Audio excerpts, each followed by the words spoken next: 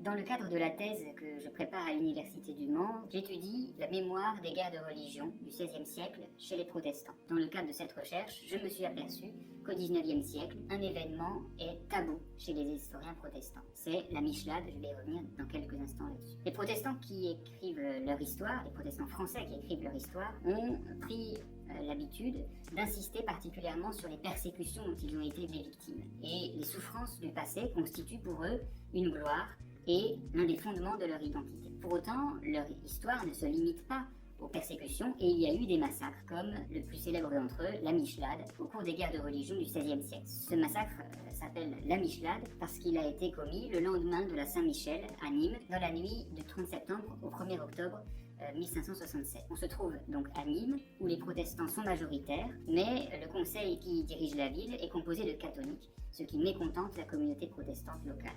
À la suite d'un incident mineur, les protestants se mettent à massacrer les catholiques, et en particulier des membres du clergé, et on estime qu'il y a entre 80 et 90 victimes. Cet événement, à l'opposé de la Saint-Barthélemy de 1572, au cours de laquelle les protestants ont été victimes, cet événement va donc à l'encontre de l'image que les protestants français se sont fait de leur propre passé. Alors comment les historiens réformés, protestants, français, rendent-ils compte de cet événement dans leurs œuvres? Depuis les années 1830, marquées par la multiplication des publications historiques, on peut distinguer deux périodes. Tout d'abord une première phase au cours de laquelle ce massacre est tabou chez les historiens protestants. Sur les 7 histoires du protestantisme que j'ai consultées, entre les années 1830 et le milieu du XXe siècle, une seule fait mention de ce massacre.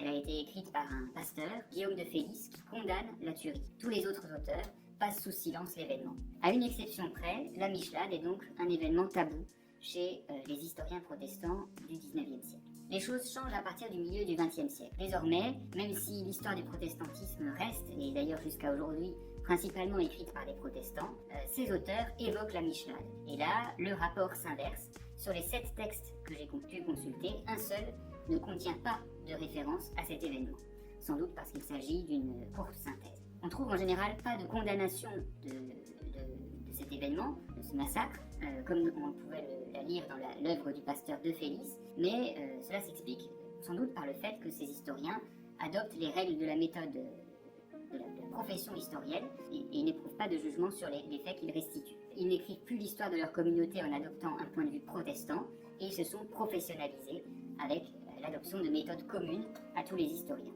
Et dès lors, l'événement pourtant honteux pour les protestants français n'est plus tabou. Cet exemple rend compte de l'évolution de la manière dont les protestants écrivent l'histoire de leur communauté religieuse et on constate d'ailleurs une mutation symétrique du côté catholique avec le passage d'une histoire engagée et partiale à une histoire écrite désormais par des professionnels sur un ton plus apaisé. Cet exemple témoigne d'un mouvement plus général de professionnalisation du métier d'historien.